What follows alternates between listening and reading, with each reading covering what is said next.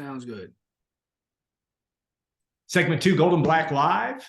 Frequent visitor, at least we try to make it an annual tradition with Tim House. Of course, Tim has been involved with Purdue. How long have you been in the department now? It seems like 2 years, but it's probably been 6. So This is year 6. Yeah, good. Unbelievable, man. And of course, Tim is the executive senior associate athletic director, associate vice president, and working with development. John Purdue Club is his day job. There's all kinds of things that Tim is working on and at the Purdue Athletic Department. All right, Tim, one of the things that we'll talk a little football, then we want to get into the Forge campaign as well. Saturday, tomorrow, big day, because it's a big football game that Purdue needs to win. But secondly, also it's the dedication of the Tiller Tunnel, a project that is very, very personal to a lot of guys that are coming back as part of this. And really, in my view, is really been a home run in terms of just presentation and making sure that Joe Tiller is remembered, because he'll be remembered every time Purdue comes on the field. Yeah, so I'm extremely excited about Saturday, in particular with the Tiller Tunnel. There's lots of reasons to be excited. Obviously, everyone knows about the storyline with a good chunk of our staff coming from Illinois, and that'll get played up, I'm sure, by the media. And, even as someone who works in college athletics, it's fun. It brings a little extra something to the game. But to your point, Alan, like to get to honor Coach Tiller and to really get to take a step back and look at just how many lives were impacted by his run of success here, the type of young men he brought to Purdue, it's pretty cool. It's kind of the fun part of my job. I think everyone thinks about the parking, the tickets, the fundraising, and even the getting to go to games. And I'm very blessed to get to do some really cool stuff. But hearing people's stories and understand the impact of what we do, the larger impact, is really neat. And I think that's what we're going to get to do on Saturday. We've got over 400 some odd people signed up, just people of all different backgrounds that were largely impacted by Coach Tiller and the run the program had under his leadership. I know 50 friends and family with Arnett on Saturday. You can, just to know that it means that much to that family. That's pretty cool stuff, and then the story behind how we got the money raised, name it for him, with obviously Purdue legend Drew Brees stepping up and wanting to do something to excite other people to get involved with honoring his coach, a man who gave him an opportunity that changed his life. That's what college athletics is all about. With everything flying around and the big businesses gets talked about, at the end of the day, we're in the business of impacting young people's lives and having them leave here better than the way we found them. And I think Saturday will be a great reminder of just how much that's occurred here at Purdue. And to your point also, Alan, like, the project came out better than I think anyone could have ever imagined. Aesthetically, decidedly biased. I know nothing's ever perfect, but when I sat in focus groups 5-6 years ago when I got here and was basically told, like, hey, you're going to be responsible for leading a team to raise money for this. What I heard from our fan base was, we need to do a better job telling the history of our program. There were other things like we need to fill in the south end zone, and listening to players and the parents of players and former players having that tunnel and not having to walk outside amongst the fans, and talking to coaches and saying that, it was mentioned on recruiting visits. We just checked a lot of boxes by making this thing happen. And I say we, the Purdue community did it. The donors stepped up and made it happen. But the cool piece is it does all of it, and it tells a story about who we are. And I think when you come to a game now, if you're an opposing fan, you're a first-time attendee at Ross-Ade Stadium, you learn a little bit more about the history and one of our golden eras of Purdue football. Man, I'm curious, because was it a light bulb moment? Then would it become, hey, Tiller Tunnel, that makes sense. Tell me what if you can share about the evolution of just the naming there. It's a perfect match because you're trying to find ways to honor them. There were talks about statues and things like that. I think this far exceeds that, just because of that presence. But it might have been a divine intervention. I don't know. It was like one of those things where since I had been here, And I know Mike, both of us, we were talking to one of my one-on-ones about this with him. Like, we had all wanted to figure out the right way to honor Coach Right. Tiller. And we'd heard from a lot of people that it's something that the fan base, certainly his players, but even guys who played in different eras and were just proud of that era of Purdue football.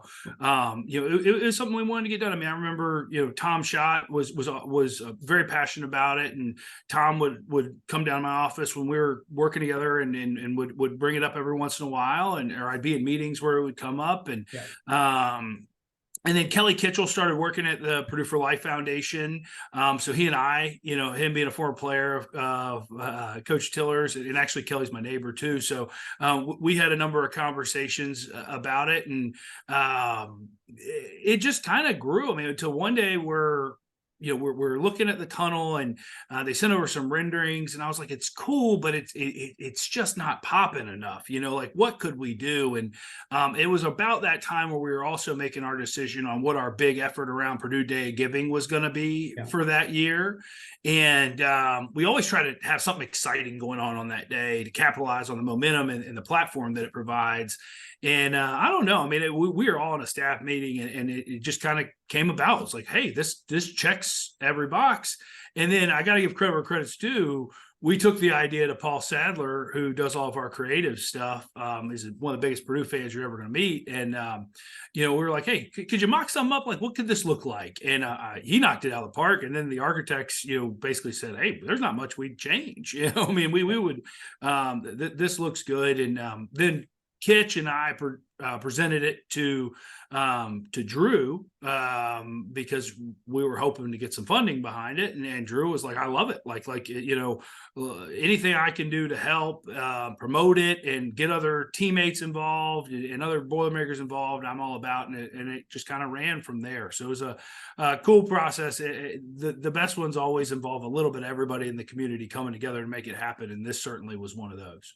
Yeah, Day of Giving, didn't Drew offer matching gifts or to match gifts as part of that, and you raised over $3 million, or is it more than that? Yeah, it was over that. Yeah, it was over the $3 million mark, just really cool stuff that and in fact, some of that, all of it's going towards the football stadium, and we're hopeful that we can come into the point where they can go towards the next phase of the football stadium, if possible. Yeah, Drew, unable, as I understood it, to make it on Saturday, but he's kind of busy plate, 4 kids and a life that's going on. I know he'll be there in spirit. It was one of these things where we're trying to get. The most important thing was the Tiller family. I mean, it's Joe's day. It's the Tiller family's day, and Drew really, was driving that as hard as anybody. Drew is coaching youth football and is probably as good a quarterback as he is. He might be a better dad. I mean, every time I talk to him, he's talking my ear off about his kids, and he's so present in their lives. And really just had a conflict where if it had been a night game, 7:00 game, he might have been able to make it. Just couldn't make it work out with youth schedules, but I know he's excited that the Tillers are going to get to have this special day and have it on homecoming when so many people will be back there to embrace it. Yeah, you're going to have guys talk to guys from the 60s era that are going to that presentation. And all of that is important in the living years for those guys that I think it's one thing that Ryan Walters really brings to the table. I mean, the first thing he said in his press conference is, we want our former players back, and not that past coaches didn't, but that seems to be a big emphasis of Ryan Walters and his program. Talk about him and just what he's been like to work with, and how, you'd like to be better than 1-3 right now. I understand that, but trying to build a foundation for what's next. He is an incredible teammate and leader, in my opinion. He's a young guy who is eager and excited and in love with the idea of taking Purdue places it's never been before. But like, I think the best way I can describe it is I think culture is a reflection of leadership. Sure. Like you said, Alan, like, would we rather be 3-1 or 4-0 than 1-3? No doubt. And no one feels that more than those of us in this building, and none of us in this building feel it more than Coach Walters. But where I find myself excited, where I think the best illustration of the type of coworker and leader Coach Walters is, I mean, that team is scrapping and clawing and in it till the end of every game. I mean, you look at the Wisconsin game, like it's easy to look at just the final score and say, well, that wasn't much of a game. But look, we're a safety blitz away on a Deion Burks crossing pattern, from being a 3-point game with 6 minutes to go in the fourth quarter. We fought and we were down. I mean, they could have mailed it in. I mean, those guys fought. They fight.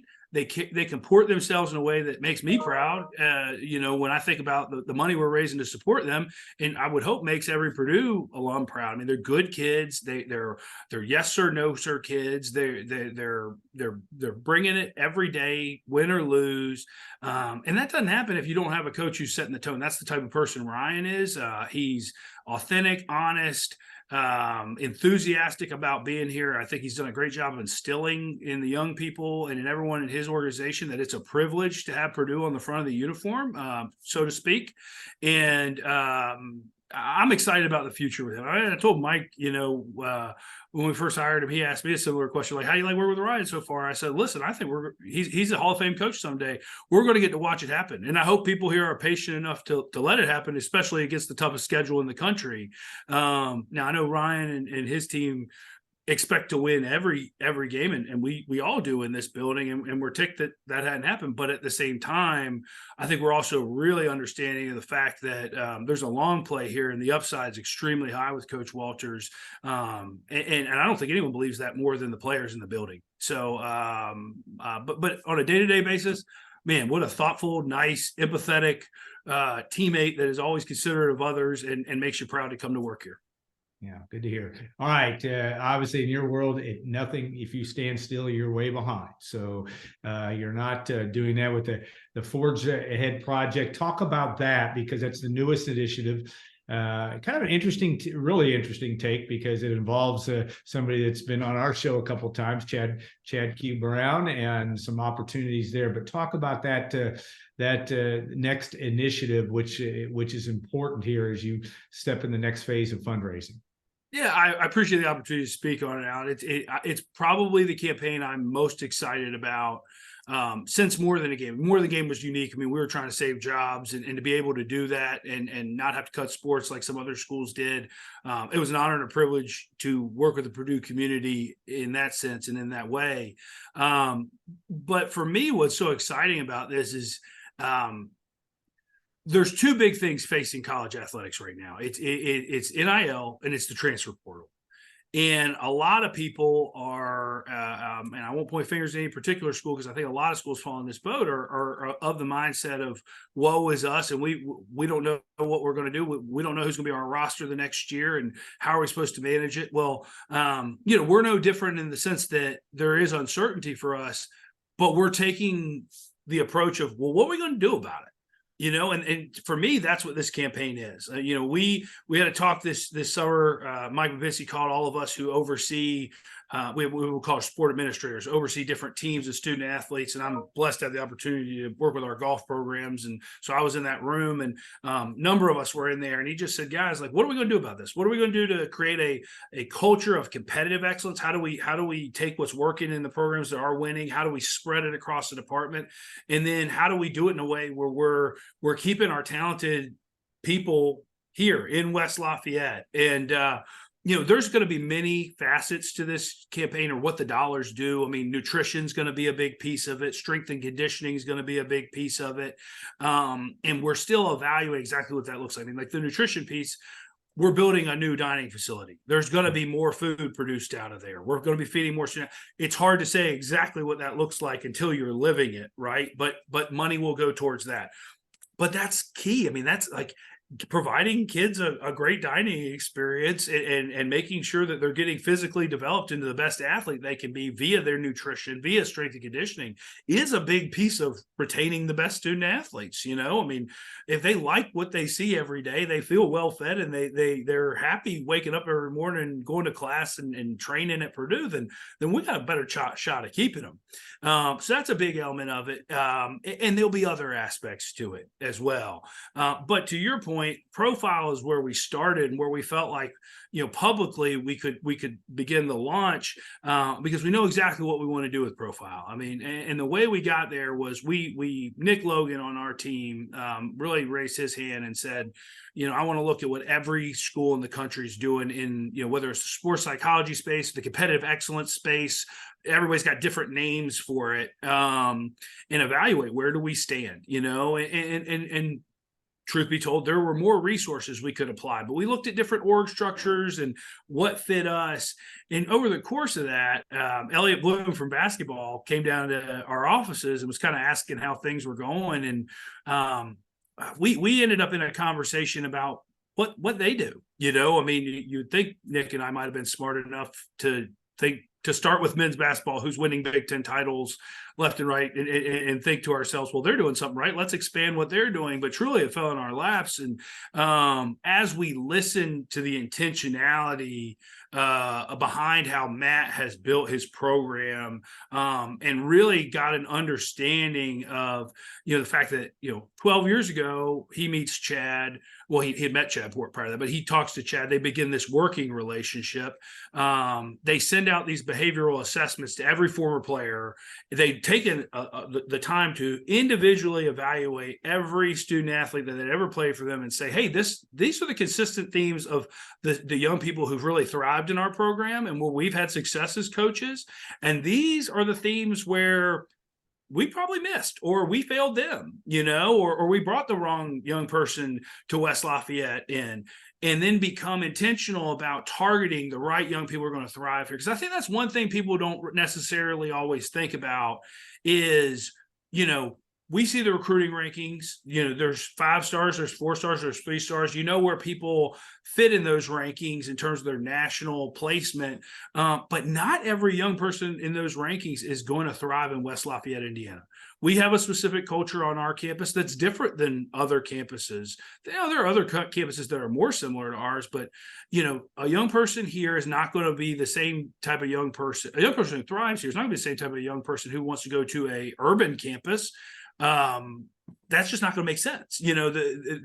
Our kids walk around our campus, and while, the basketball program is a big deal here and you're acknowledged, it's not quite the level of superstardom you might see at a Kentucky, where people are worshiping the ground you walk on. You get to be more of a normal student. So understanding how they're wired and who wants that experience, I think, became a real big part of allowing them not to waste time on recruits that they weren't going to be able to get to their peak here, even if they could convince them to come here. Understanding the locker room dynamics you're bringing a young person into, knowing the personalities exist there, and what the missing pieces of the puzzle might be, that made them able to build the right chemistry.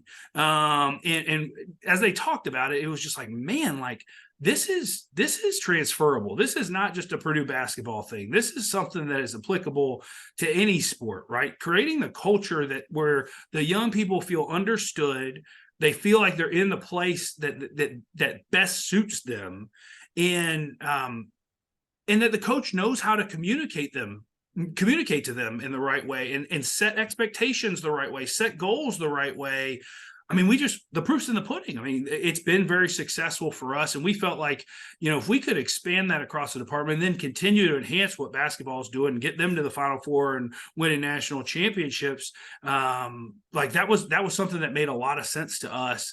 And we've seen a little proof too, because we started it with wrestling in the spring, the wrestling program. Tony took it upon himself to reach out to Chad and reach out to Matt and say, what's working for you guys? Halfway through the year last year, they were having their worst regular season they'd had under Coach Ursland. And they had every kid on the team take the assessment. The wrestling coaches saw the results and said, holy cow, there's about 3 or 4 of these kids we thought were just like kids we had previously coached. And so we coached them accordingly. Turns out they're nothing like those kids. They've given us the answers to tests. They've told us they process very differently than these kids that we had previously coached, that we were trying to coach them like. We need to adjust what we're doing. Long story short, we go to nationals. We finish top 20 in the country. We have multiple All-Americans. We have the greatest upset in the last 10 years of college wrestling, well documented with Maddie Ramos. the proof is there again, and so we're saying to ourselves, okay, maybe we don't need to try to be what other schools are. Let's focus on being the best version of Purdue. We're never going to out Ohio State, or out Michigan, or out Kentucky, but maybe the best version of Purdue can beat those guys. And truly, that's what we're aiming to do with this campaign, is be more intentional about that, and do it in a way where the student athletes feel that and get excited about it and want to stick around for 4 years. Yeah, retention, a big part of that. And Chad Q. Brown, if you don't know about Chad, go back to our archive, which you can do on this site. I think we had him on for the September 2nd show before all this was announced, but it is a fascinating study. It's a key difference. It's really team building. It's not sports psychology. You've already got that an important part of what you're trying to do, but it's trying to put the right pieces to the puzzle together. Is that the fairest way you say it? And build Absolutely. A culture to make it work. And keep them together. Yes, that's the only thing I'd add. And again, we're in a culture now where, look, the way you communicate to young people is different than it was 10 years ago, was 20 years ago, was 30 years ago. It's a lot harder to dictate as a coach, as a leader, than it was 30 years ago. People have to come to things in their own way. This programming allows the young people to take ownership of the culture they want to be a part of, to take ownership of, this is me, this is how I want to be communicated to. It empowers our coaches to then go back and coach them in the way they need to be coached and meet them where they say they want to be. So it's not a, hey, this is what I see, listen to me. It's a partnership. And you can sit here and say, well, that's back in the day, you just knew that when your coach said something, you did it. Well, we're not back in the day. Yeah. We're in the year 2023, and we're trying to win in that version of the Big Ten and that version of the national landscape. And we just feel like this is a great way to position ourselves for success. And you never know until you try, right? And the beauty of it is with this campaign, and I was remiss in leaving this out earlier, is we're going to put the monies raised into an endowment that has continual spinoff. It's not all being invested in a partnership with Profile or any other, partnerships or whatever right now. This is to position us to be nimble in the future as the landscape changes.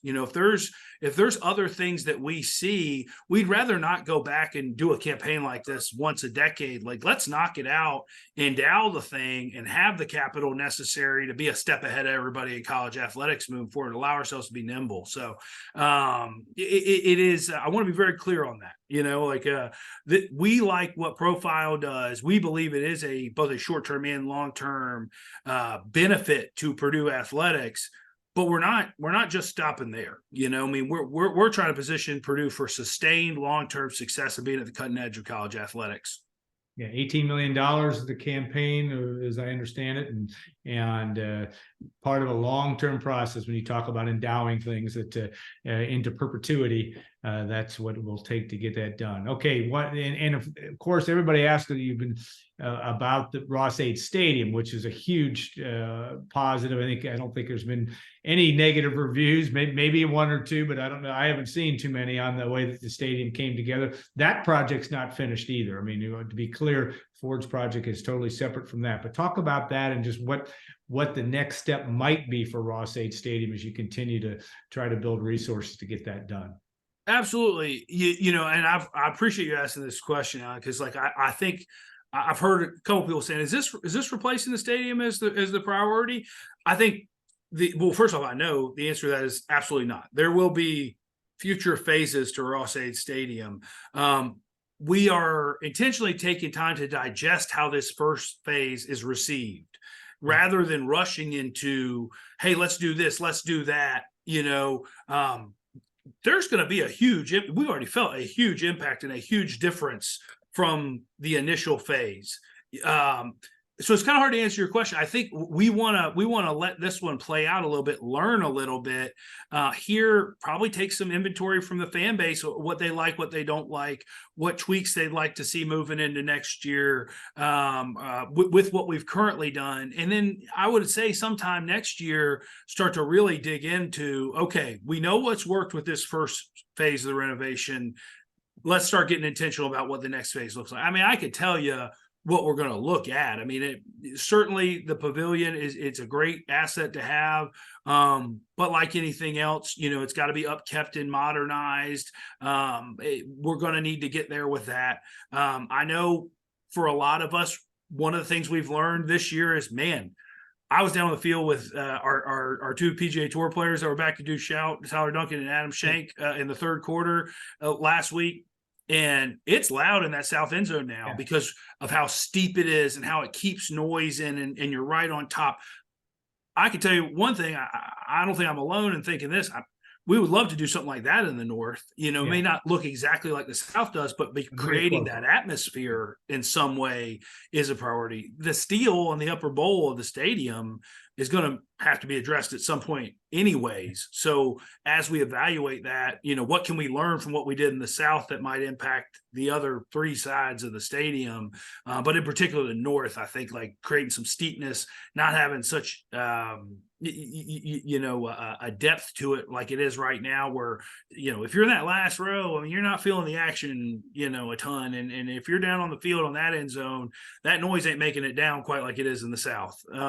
So that'll be a piece of it as well. I think we're always constantly evaluating what we can do in our prime seats on both sidelines. Other schools, a lot of them have gone to chairbacks in those spaces. Would there be an appetite for that in our fan base? I don't know that we're 100% there yet, but we know it's something we're intrigued by, looking into that.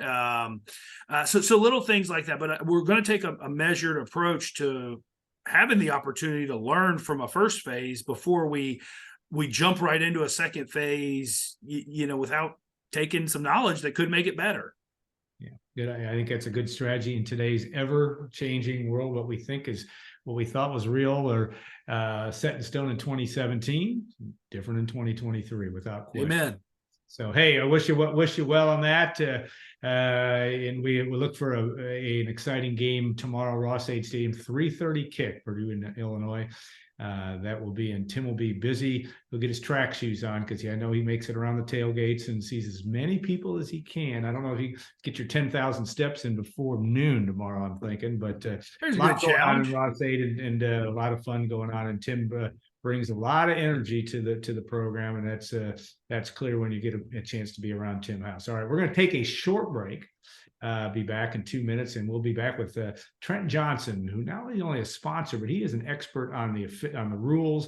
We're going to go over some of the things that go on the sidelines for Purdue football. Trent is a stable, not only there, but also in basketball and the rules aficionado. We'll look forward to that discussion as well. Tim, thanks again so much. We'll see you see you at the ballpark tomorrow, as we say, and that's always a privilege as well. We'll be back in 2 minutes on Gold and Black Live. Thanks, Al. Appreciate you having me. Let's get a win tomorrow. And Trent Johnson, also a John Purdue Club member, so thank him for me for doing that too. We'll absolutely do that. Thanks so much. All right. Thanks, Al.